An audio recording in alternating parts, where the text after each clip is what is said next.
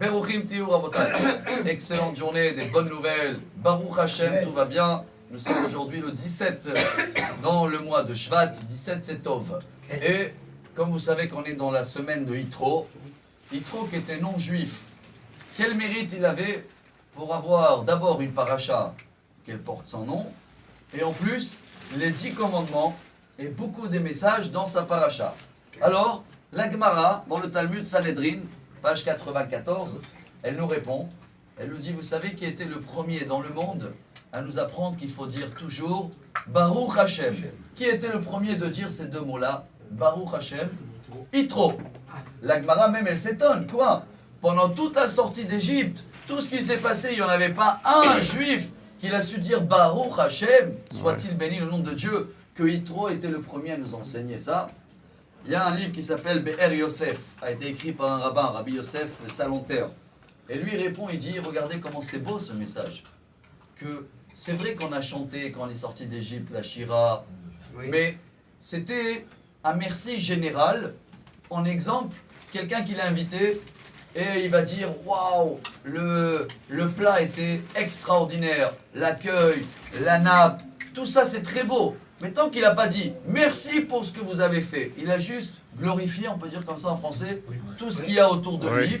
C'est une manière de dire merci, mais c'est pas assez, chers amis.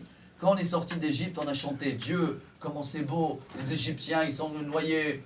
Mais le merci, de voir Dieu derrière tout, ça c'était Yitro le premier qui nous a enseigné ça. Et pour cela, chers amis, bon, les Tunisiens, ils font une grande Séouda, Yitro demain. Pourquoi? Remercier Dieu qu'il y avait un miracle et les enfants, ils ont été sauvés il y a quelques années.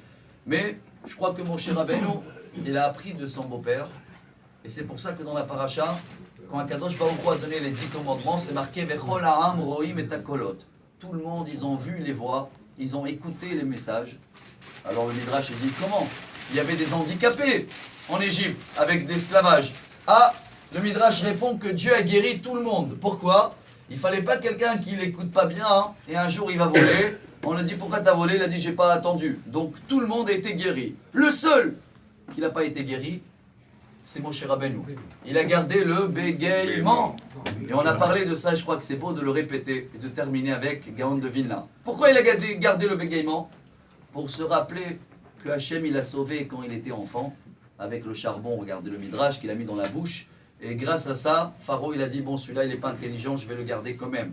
Alors Moshe Rabbeinu il a vu comme son beau-père, c'est une manière de dire merci à Dieu, se rappeler dans chaque événement, dans chaque Séouda qu'on va faire cette semaine, Baruch Hashem. Voilà le mérite d'Yitro, et que Baruch Hashem et Be'ezrat Hashem on va avoir une journée excellente. Amar Rabbi Elazar, Amar Rabbi